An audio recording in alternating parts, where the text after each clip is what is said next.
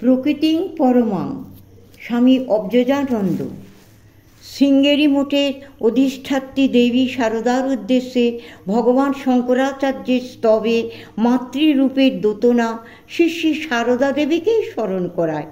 শ্রী শঙ্করাচার্য দ্বারা শৃঙ্গেরি মঠের প্রতিষ্ঠা ও দেবী সরস্বতীকে বহু জনহিতায় মঠে সংস্থাপনা, ধর্মের গ্লানি দূর করতে শ্রী ভগবান এই বিশেষ সাধু সম্প্রদায়ে শ্রীকৃষ্ণ চৈতন্য ও শ্রী রামকৃষ্ণ রূপে আবির্ভূত।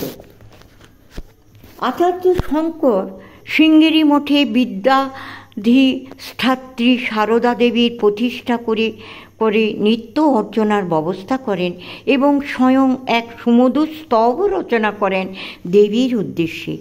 নিত্য যা আবৃত্তি হয়ে আসছে, ওই স্তবের একাংশে তিনি বলেছেন, কটাক্ষে যার অনুক্ষণ দয়ায় ঝরিত হয়, অর্থাৎ যার দৃষ্টিপাতেই কৃপা কটাক্ষ, হাতে যার জ্ঞান মুদ্রা, যিনি সদাই জ্ঞান দানরতা, নিত্য গীতাদি কলায় যিনি সর্বদাই প্রসন্না, যিনি নিরলস কর্মরতা, পুরবধূ বেশে প্রকটা, তুঙ্গভদ্রা তটবিহারিণী আমার জননী জগদম্বা শারদাকে আমি অজস্রভাবে বন্দনা করি।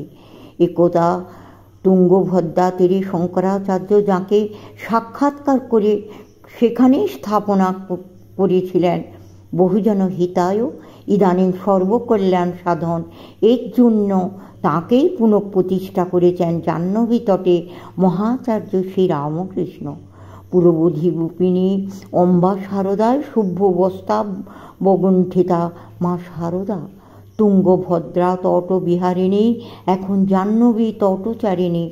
ভগবান শঙ্করাচার্য কীর্ত উক্ত স্তবের মাঝে যে সহজ সরল মাতৃরূপের দোতনা শ্রী শ্রী সারদা দেবীর উদ্দেশ্যে রচিত ও গীত যাবৎ স্তোত্রাদিতেও কি সেই একইভাবে ব্যঞ্জনা আমাদের গোচর হয় না? দক্ষিণেশ্বরের মহাপীঠ থেকে কিছুক্ষণের জন্য আমাদের দৃষ্টিকে এবারে ফেরাতে চাই সেই অতীতের দিকে। আমাদের আদিপীঠ শৃঙ্গেরিতে ষোড়শী পূজা থেকে চলে যেতে ইচ্ছা করি শ্রীবিদ্যার অর্চনায়, মা শারদা থেকে শারদাম্বায়, জ্ঞানদায়িনী গুরু শক্তির সঞ্চারণার মূল উৎসে। আচার্য শঙ্কর তার মণ্ডলী সহ নানা স্থানে পরিব্রাজন ব্যাপদেশে তুঙ্গভদ্রা তীরে এক নির্জন প্রদেশে এসে উপস্থিত হন।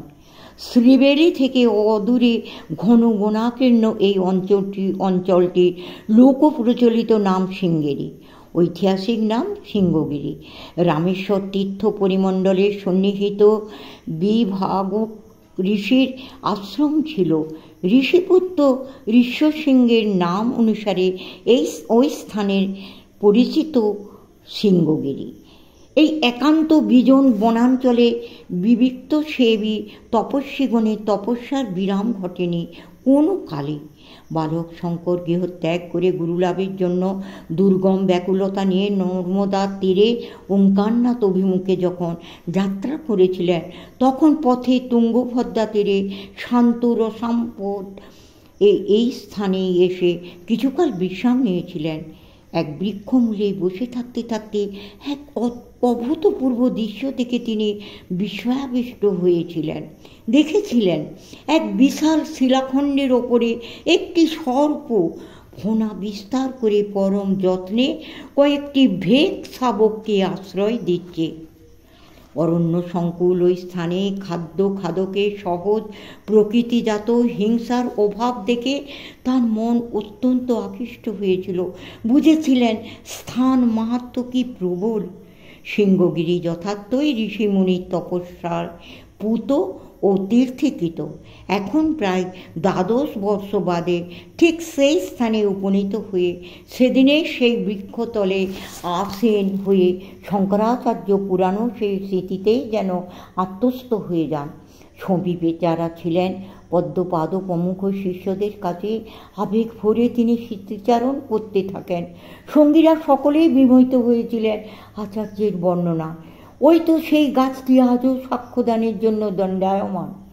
পদ্মপাদ প্রমুখ অন্তরঙ্গ পরিকরগণ সকলেই তথা একটি মঠ স্থাপনার জন্য আচার্যদেবকে অনুনয় বিনয় করতে থাকেন।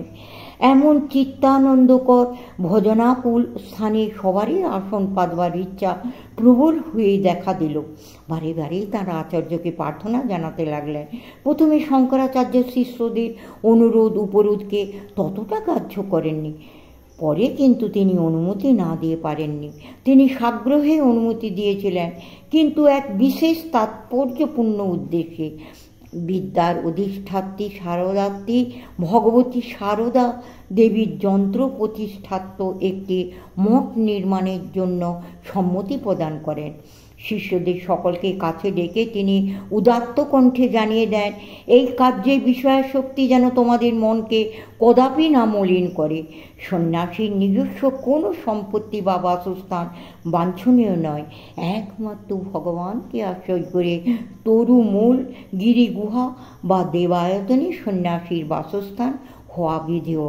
এই বেশি করতে গেলে ত্যাগী আদর্শভ্রষ্ট হয়ে ক্রমে গৃহীর স্বভাব প্রাপ্ত হয় ও ক্ষীণপ্রবহ হয়ে পড়ে। পরার্থে জগৎ কল্যাণের উদ্দেশ্যে আশ্রম বা প্রতিষ্ঠান গঠন করা যেতে পারে মাত্র, এবং সেটিই হবে মুখ্য উদ্দেশ্য। সারদা দেবী বিদ্যা ও জ্ঞানের চির অধিষ্ঠাত্রী দেবী। তাঁর আরাধনায় বিদ্যা স্ফূর্তি হয় এবং তা ব্রহ্মজ্ঞান লাভে সহায়তা করে থাকে। সারদা দেবীর উপাসনার জন্য মঠ স্থাপিত হতে পারে। কেন্দ্রস্বরূপ এই মঠ থেকে সর্বত্র জ্ঞান প্রচারিত, যার দ্বারা মানব সমাজের কল্যাণ সাধিত হতে থাকবে ক্রমশ।